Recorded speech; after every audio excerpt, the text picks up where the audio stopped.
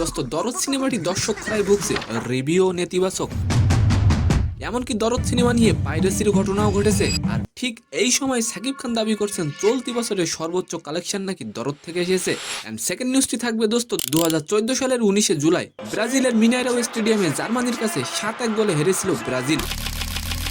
আর এবার 7-1 গোলে আর্জেন্টিনা সৃষ্টি করলো আর এক 7-আপের গল্প। সালাম নমস্কার দোস্ত শুক্রবার 22 নভেম্বর সন্ধ্যায় স্টার সিনেপ্লেক্সের মহাকালী শাখায় 1 নলের সৌজন্যে দরদ সিনেমাটির একটি বিশেষ প্রদর্শনী অনুষ্ঠিত হয়, যেখানে হাজির হয়ে সাকিব খান দাবি করেন চলতি বছরের সর্বোচ্চ কালেকশন নাকি দরদ সিনেমা থেকে এসেছে।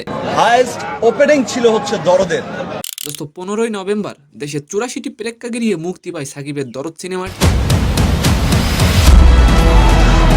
মুক্তি পেয়েই মাল্টিপ্লেক্সে প্রথম দিনে সর্বোচ্চ টিকিট বিক্রির রেকর্ড করেছিল সিনেমাটি। দোস্ত মুক্তি পাবার 2 দিন পরেই দর্শক খরায় ভুগতে থাকে সিনেমাটি। দোস্ত দরদ সিনেমাটি কি পারবে চলতি বছরের সেরা সিনেমা হতে? অবশ্যই কমেন্ট করে যাবেন। দোস্ত বিশেষ এই দরদ সিনেমার প্রদর্শনীতে ছিলেন পূজা চেরি, অনন্য মামুন, সিয়াম আহমেদ, সৌমন্তী সমী, দিঘি ও আরো একঝাক তারকা। দোস্ত দরদ সিনেমা দেখা শেষ হলে সাকিব খান বলেন এবছরের হাইয়েস্ট ওপেনিং কালেকশন দরদ সিনেমার, তার মানে বোঝা যায় ঈদ ছাড়াও সিনেমা সুপারহিট হয়। দোস্ত সাকিব খান আরো বলেন আমার ক্যারিয়ারে যত বিগ হিট সিনেমা এসেছে সবগুলো ঈদ ছাড়া মুক্তি পেয়েছে, আর আজকে দরদ সিনেমা দিয়েও প্রমাণ হলো ঈদ ছাড়াও সিনেমা সুপারহিট হয়। দোস্ত অন্যদিকে ব্রাজিলের 7-আপের একটি গল্প আছে, সেই গল্পে এবার যুক্ত হলো ইকুয়েডের নাম। দোস্ত বৃহস্পতিবার 21 নভেম্বর পেরু লিমার ভিলা এল গাদর স্টেডিয়ামে অনুষ্ঠিত গ্রুপ পর্বের শেষ ম্যাচে মুখোমুখি হয়ে আর্জেন্টিনার ফুটসাল দল 7-1 গোলে ইকুয়েডরকে হারায় এবং গ্রুপ বি এর দল কলম্বিয়া 7-1 গোলে বলিভিয়াকে হারায়। দোস্ত গ্রুপ পর্বে রানার্স আপ হয়ে শেষ 4 নিশ্চিত করেছে আর্জেন্টিনা, যেখানে তাদের প্রতিপক্ষ ব্রাজিল। তো সম্মানিত দর্শক, আজকের ভিডিওটি কেমন লাগলো অবশ্যই কমেন্ট বক্সে জানাবেন।